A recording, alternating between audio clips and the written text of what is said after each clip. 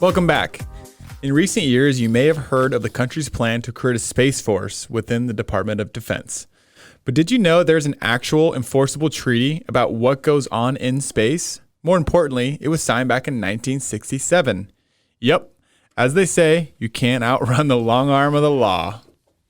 An outer space treaty. Who knew? And I didn't. Actually, my wife actually brought this to my attention, and I did the research. And thank you, sweetie. Appreciate it. It makes sense when you think about it now. But, you know, what governs all that goes on? You know, is there law in space? Who owns the moon? Who owns Mars? Can private companies mine asteroids? Can we put weapons in space? All these questions were, but not all of them, were answered back in 1967, and it was actually at the level of the United Nations. Do you realize, first of all, that the United Nations has an office for outer space affairs? You know, I didn't know this. Just in case. I didn't know this. They had been actually working on this since 1962 before it came to a vote. 'Cause we announced we were going to land on the moon by 1969. No. When we originally announced it, we announced it in 1961. Yeah. And Russia had been in space 1957. With Sputnik. Yeah. Mm-hmm. So it made sense that, And actually, Russia is a signature assigner to this treaty as well. In the end, well, at first it was with three governments, Russia, the United Kingdom, and the United States. But I believe now it's some 110, let me get this straight, 110 countries, while another 23 have signed it but not yet ratified it. Now, the Outer Space Treaty is primarily an arms control treaty and must be understood in the context of the Cold War, nuclear arms race, and the space race, what you just said, Chase. Look at them. They got along with it. I can't believe all three of them signed that. And tensions were probably high at that point. Can you imagine? Yeah. That things are not always the way they seem, just the way they want them to seem. And low-key, Russia, USSR time, they don't get enough credit for what they did at the beginning. I mean, first man in space, first woman in space. They did the first orbit. They sent the dog first. Yeah.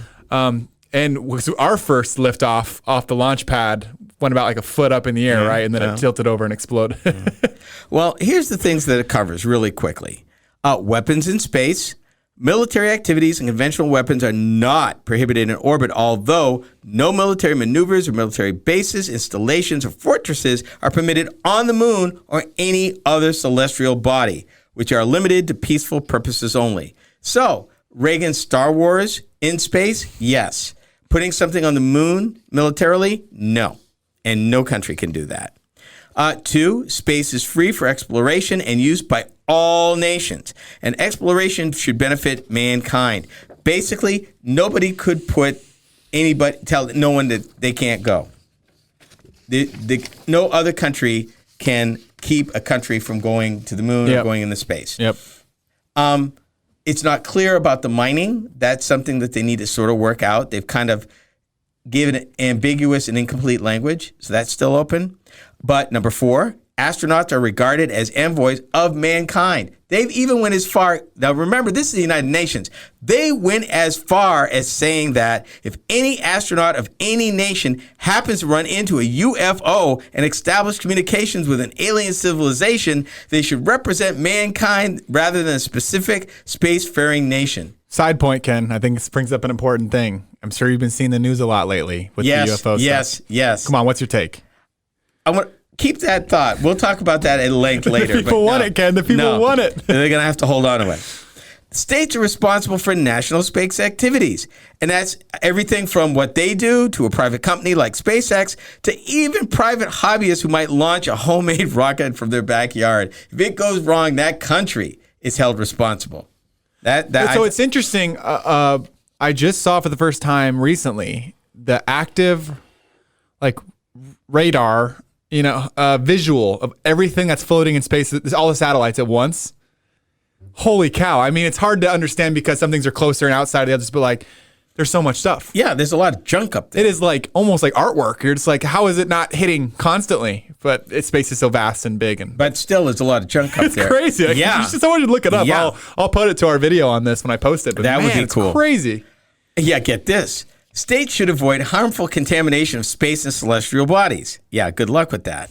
I'm going to skip to the good stuff. Government and private companies conducting launches into space, therefore, must abide by strict guidelines around sterilization and containment. If you didn't leave with it, don't bring nothing back. And don't bring nothing out there and leave it either. Yep. But what kills me is it doesn't talk about all what you just mentioned, all the junk that's up there. I think it's hard until we actually have more of an active presence in space. Like, like stuff like mining you talked about. I mean, it seems like something obviously we'll get there, but it's like until it's actually starting to benefit someone, it's just hard for us to even like comprehend, I think, like how that would work, how that would. Well, we talked about a space hotel. Yeah. We talked about space travel, Yeah. Blue Origin, SpaceX, Virgin Galactic, all private companies taking people into space. We're just so limited on like what, colonization of space can look like. Ooh, that would probably, how do you even go there? Based on this treaty, Yeah. they can't do that. No. Not yet, anyway. But like I said, about if you wanted to mine something and eventually became profitable, the second that happened, there would be. Well, first of all, which company from which country. Yeah. And that's a mess to begin with. And all the nefarious stuff that's going on. We'll push that down the line. Which exactly what they did.